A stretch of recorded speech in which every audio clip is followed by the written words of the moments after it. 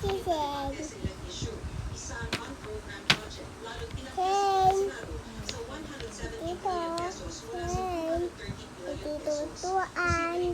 Ano?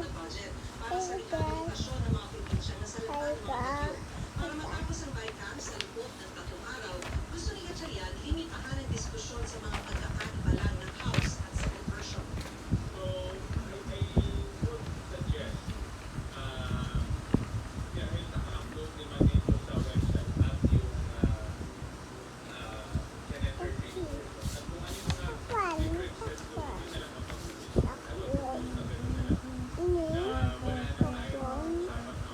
Hindi sana magiging ang guilty. Iniimbestigahan pa ang sanhi ng sunog sa 3rd floor ng Senate building.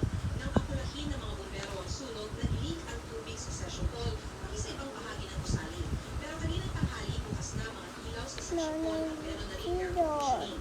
Pinatutuyo na lang ang carpet at chine-check ang mga nabasang electrical wiring.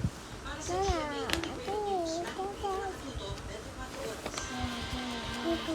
Kasama tungkol ng salimigan ang inuli at initang ng Land Transportation Office dahil pasunod o wala ang lumisto. May ilan ding walang lisensya at napapayo. Nakatutok si Dano in Congo. Mula Biyernes hanggang kahapon, hindi nakababa sa 32 luxury vehicle ang in-impound ng Land Transportation Office. Lahat ng ito ayon sa LTO, wala kung kaso na ang Isibunta. Tung-tung-tung-tao. Ikaw ba nini? Magtataka kayo, mahal-mahal na sasakyan, walang registro. Pangalawa, walang driver's license ang karamihan.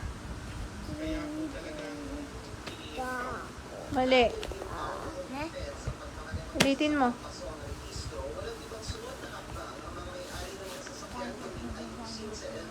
Nagmamadali ka kasi eh. Bilangin mo muna.